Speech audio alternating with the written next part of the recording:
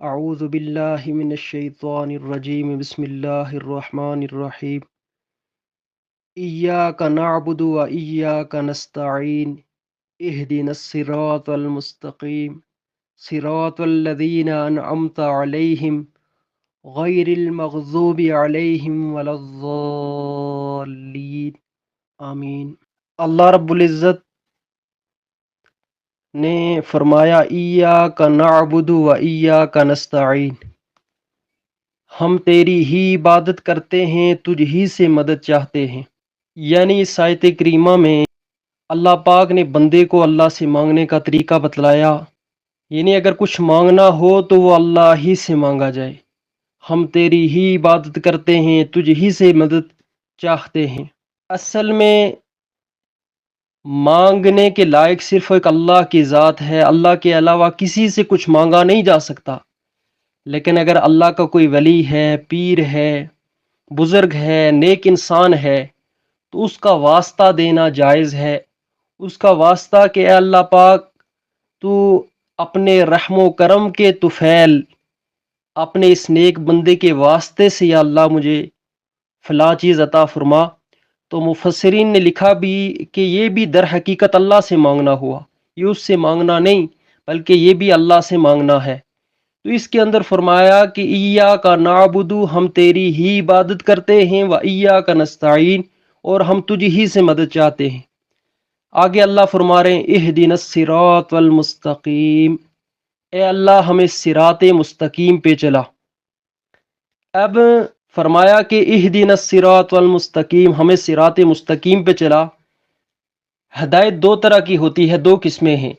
ایک ہدایت ہے طبعی فطری، ایک فطری تکوینی ہدایت ہوتی ہے، اور ہدایت کی جو دوسری قسم ہے وہ شرعی کسبی، شرعی جو ہے وہ ہدایت ہے۔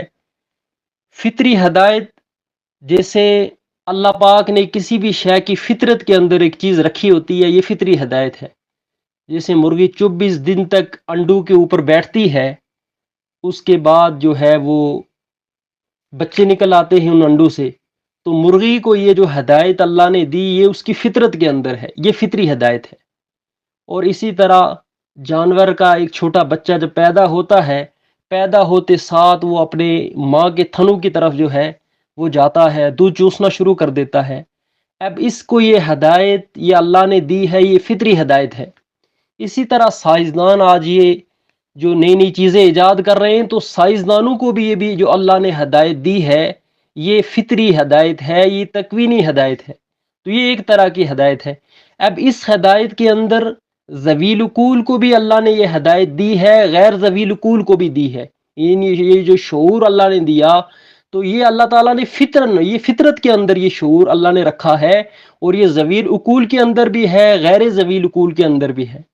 اور ہدایت کی دوسری قسم ہے شرعی، جیسے اللہ رب العزت نے نبیوں کو بھیجا، اللہ رب العزت نے آسمانی کتابوں کو بھیجا، اور ان کے اندر اللہ رب العزت نے ہدایت اللہ نے فرمایا کہ کیسے جو ہے انسان وہ ہدایت والا راستہ پا سکتا ہے، کیسے اس کو رہنمائی مل سکتی ہے قرآن سے، اور پیغمبر کو بھیج کر اللہ نے گویا انسان کی رہنمائی فرمائی۔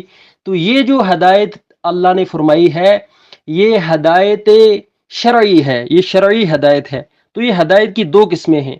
اللہ نے اہدنا الصراط المستقیم، اللہ ہمیں صراط مستقیم پہ چلا۔ اب صراط مستقیم اس سے مراد یا تو مسئلہ توحید ہے، اور یا اس سے پورا دین اسلام مراد ہے صراط مستقیم سے۔ سورہ آل عمران آیت نمبر 51، وہاں پر اللہ رب العزت نے صراط مستقیم کو بیان کیا کہ وہ صراط مستقیم کیا ہے۔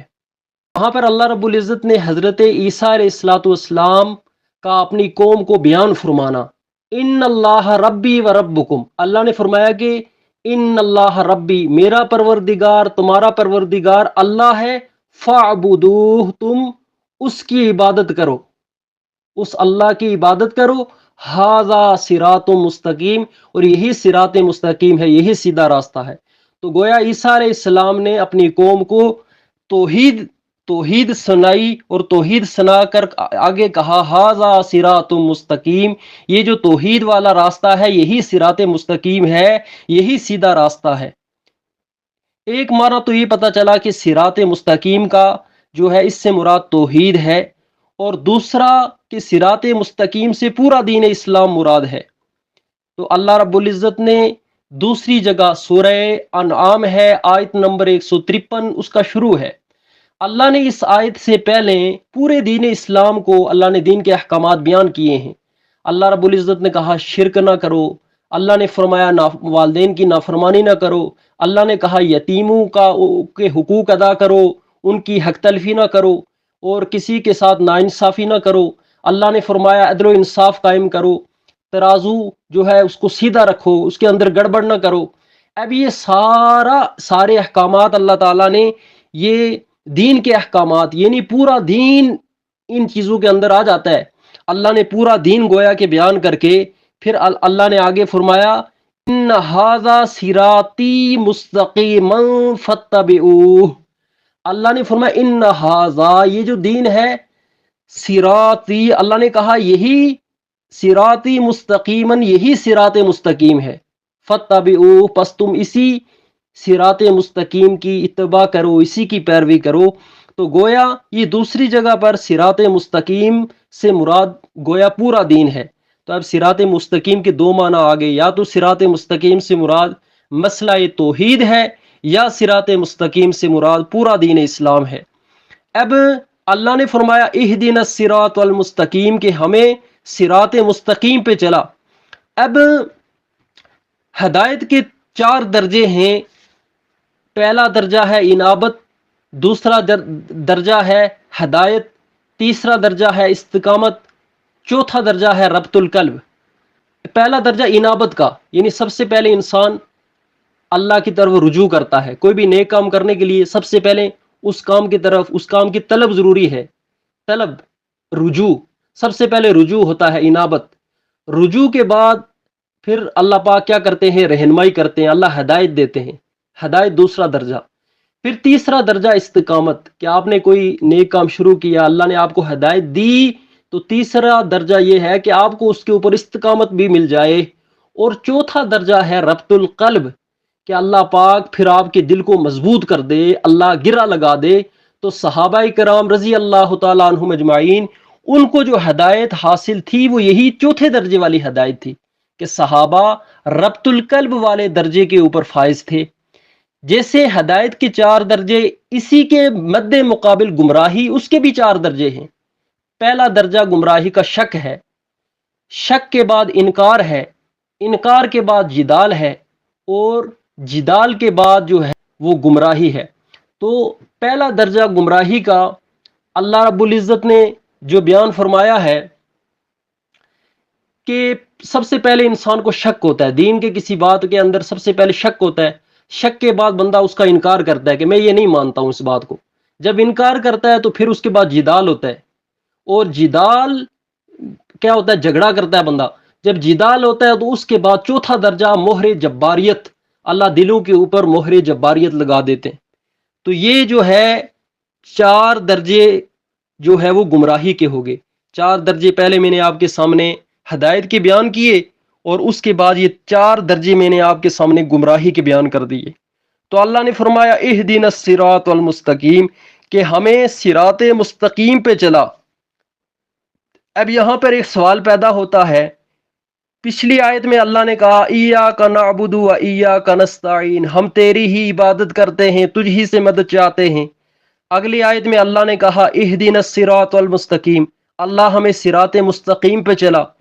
تو اللہ نے تو خود قرآن نازل کیا، تو لگ ایسا رہا ہے کہ اللہ خود اپنے بارے میں کہہ رہے ہیں، اللہ نے جمع کے صیغے لائے، اللہ جمع کے صیغہ لایا، اہدنا الصراط، یہاں پر جمع متکلم کا صیغہ اللہ نے استعمال کیا۔ تو لگ یوں رہا ہے کہ گویا اللہ پاک جو ہے اپنے بارے میں دعا کر رہے ہیں کہ مجھے صراط مستقیم جو پہ چلا، یا اللہ ہم تیری ہی عبادت کرتے ہیں، تو گویا اس میں اللہ پاک بھی آگے، اور ہم تجھ سے مدد چاہتے ہیں، کیونکہ سب صیغے اللہ نے جمع متکلم کے لائے ہیں۔